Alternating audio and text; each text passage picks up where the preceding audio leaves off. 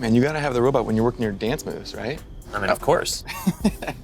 Look, Mark, we've been working on Facebook Reality Labs for a long time, but we always kept the same vision, which is that we want to build tools that help people feel connected anytime, anywhere. And that vision is what drives us today, to help people get together in virtual spaces. We've come a long way since the early days of VR, thanks to the developers and the creators who see the potential to entertain and to educate.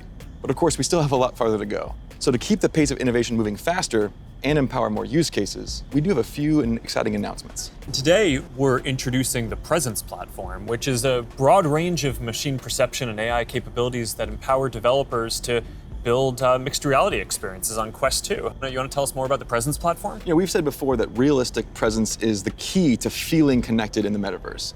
And the Presence platform's capabilities are what's going to deliver on that promise. Things like environmental understanding, content placement and persistence, voice interaction, standardized hand interactions. In fact, let's start with hands. I mean, the human hand is an engineering marvel. And bringing hands into VR was no easy feat. It required a lot of collaboration against product, design, research, but we continue to improve that product, finding new ways to navigate with gestures and interact with VR. So today, we're introducing the Interaction SDK, a library of modular components that will make it easy to add hand interactions to your apps.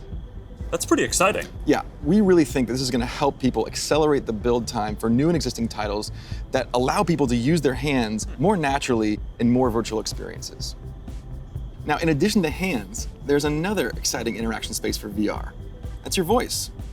The Voice SDK lets developers integrate voice input into their games and apps so they can create new gameplay and navigation. So soon, you'll be able to jump into a FitXR workout and shake up your routine just by saying, "Surprise me."